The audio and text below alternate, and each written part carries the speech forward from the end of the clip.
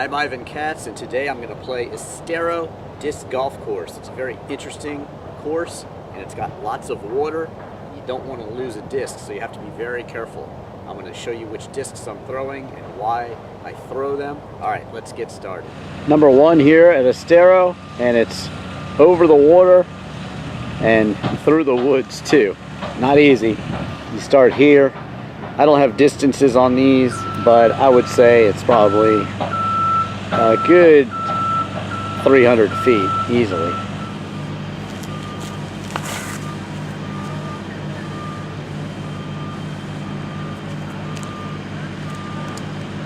Just a nice little short throw to get me out to the right of the water safe and with an easy approach to the basket.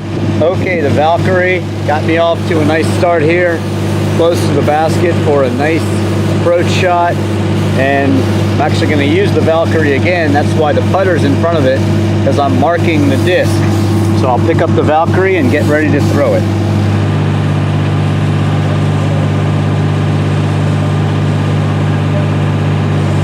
Okay, there you have it. Easy little flip shot with the Valkyrie. Basically the same shot for the drive and the approach. Gave it some hyzer to keep it definitely going right away from the water. And the second shot very close to the basket for basically a drop in. Wow, Estero is just a beautiful course. Here's number two. You got a water hazard to get over, and then the basket is back over here in the trees, kind of deep. So it's a tough shot to get over the water and then to get close to where the basket is off on the right there.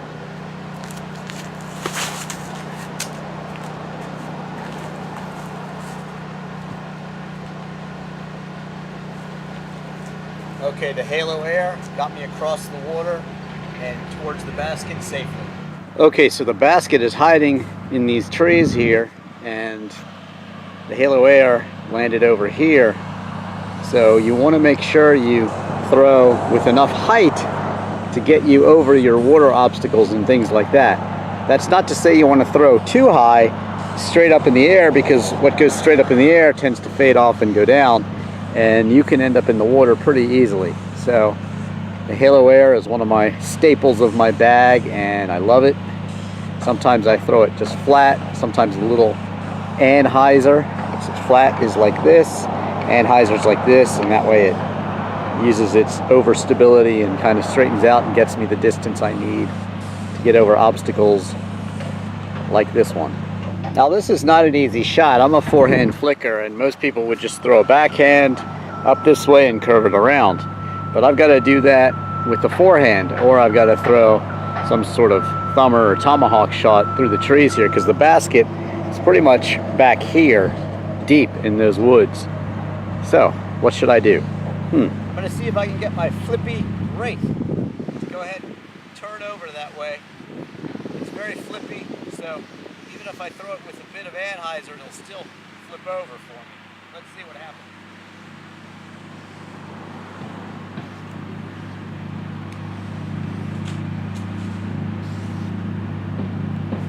Should be close enough.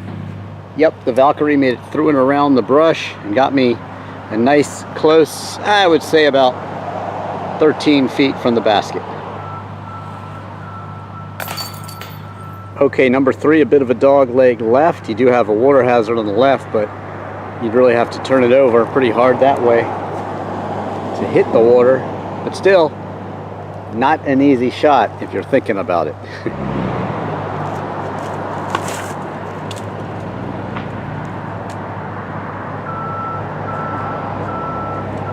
Okay, that was my Hex Rakuten, and I threw it, definitely selling it left. It's certainly a pretty stable disc, so that means I can get it to go straight, or it does naturally tend to fade off to the right, but sometimes when I give a little turn in my flick, make sure it turns left for me. That's what I wanted it to do here. It just kind of went straight with a nice little left turn, and gave me about a 30-foot putt. I'm somewhere around the circle, which is 10 meters or 33 feet. And from outside 33 feet, 10 meters, you can jump putt I don't really jump putt, so I'm just going to try to putt it in here for birdie.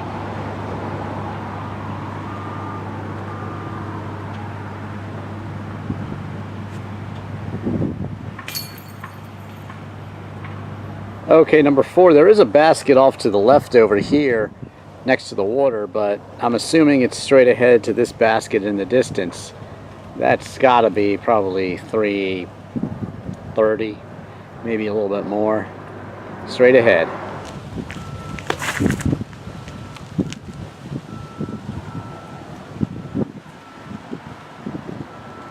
Well, a good start with my crank-ass ass, but the wind's blowing against me, and I think I'm probably still about 80-90 feet away.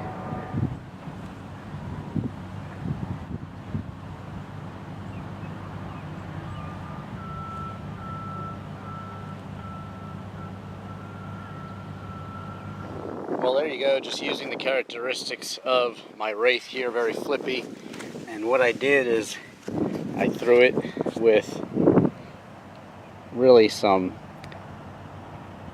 turn this way, had it flip over, and went ahead and flipped and then faded back to the right as it should. Almost made it for the birdie, but oh well, it's a drop-in par. My classic 86 putter is actually pretty understable, which means it will turn over, and that's what it did here.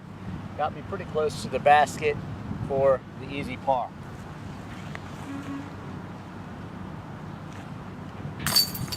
Now I showed you 2 putts there because I wanted to show you that different discs have different characteristics.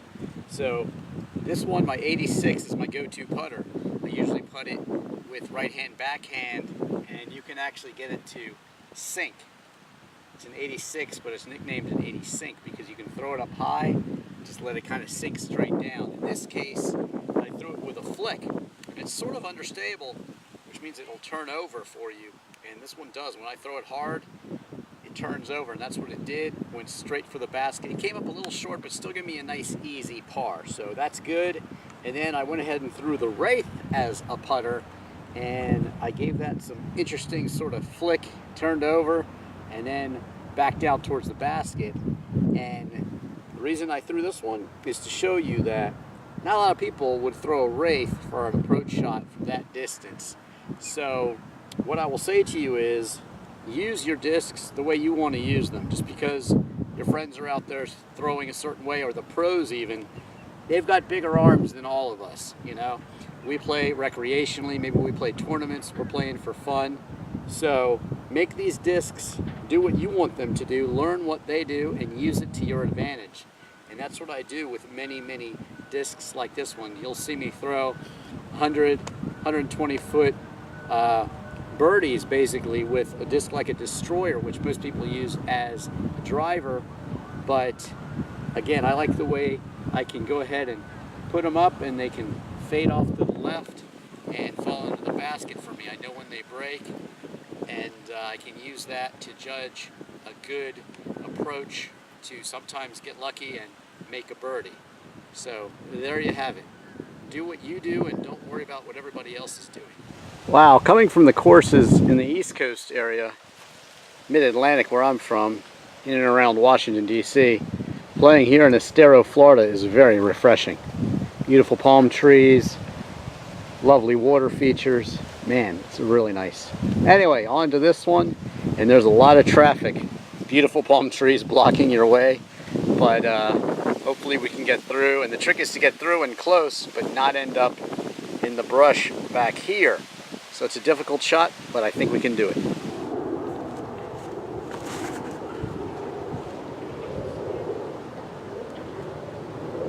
Okay, I love my crank SS. Got me very close to the basket. Dipped down the hill a bit, but not too bad. I'm in good shape to make this birdie putt. Number 6 looks like it's about 280 feet. You do have this water hazard on the left, so if you throw straight and it just dips off this way a little, you're wet. So you have to be very careful.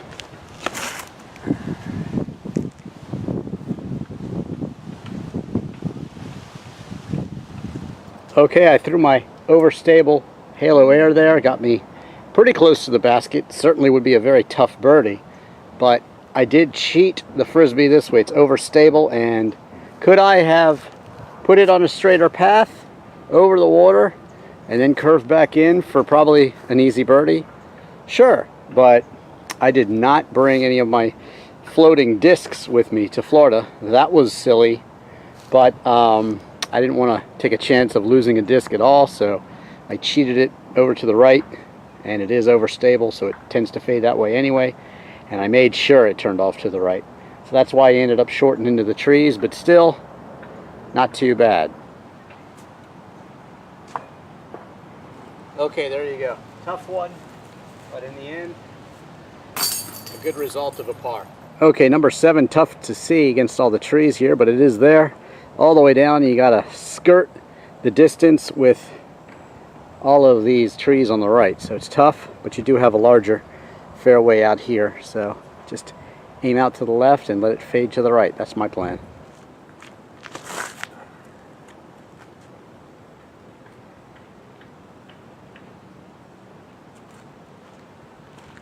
Not quite as close as I'd like to be with my Crank SS, but still a great flight path, and probably about a 45, 50 foot putt in.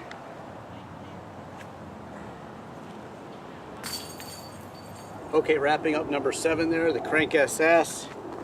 Just through it, bit of hyzer, straightens out, goes the distance, and then fades off. Not as far as I would have liked, leaving me with a tough putt, which I did with, believe it or not, the Halo Air, which is definitely a driver, and it's got air bubbles in it, which makes it lighter. But again, I was talking earlier about how you don't want to throw a disc just because everybody else throws it. Well, not many people are going to throw a driver like this one for a putt like that, but I did, and I gave it some anhyzer. It straightened out and then kind of just curved a little bit right into the basket. So don't listen to what everybody else is doing. I'm not saying you should watch my form, that I'm the best out there. No, I'm certainly not. I'm not even saying that my form is correct or incorrect. What I'm saying is it works for me. I've watched all the pro videos out there.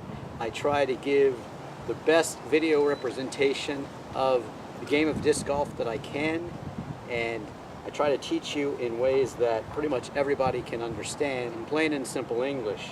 And certainly the pros throw differently than I do.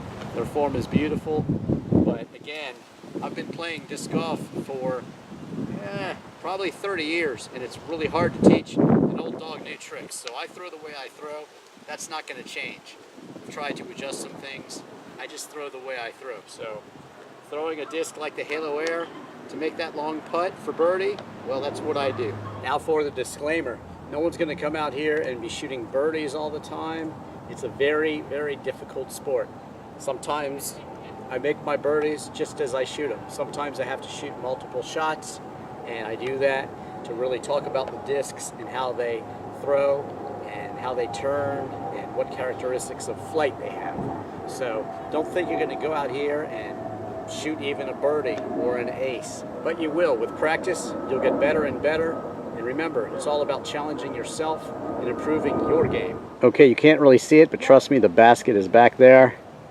You got to skirt this fence and all these trees in the middle and make this very tough drive through lots of obstacles.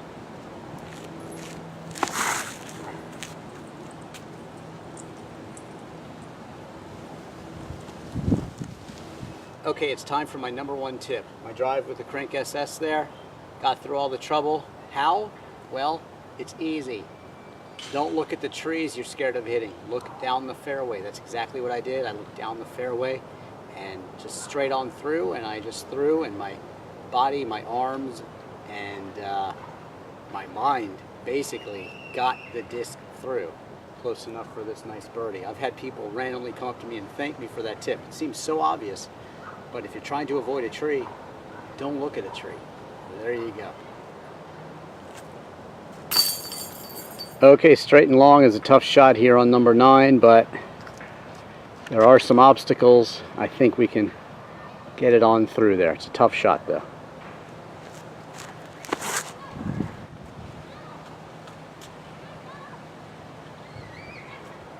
Okay, nice drive with the Champion Mamba here. Tends to be a bit understable, stable to understable, and it got me around and straight with a little fade off to the right to a makeable birdie, but very tough around those trees. Man, they have this basket hidden well. Tough shot.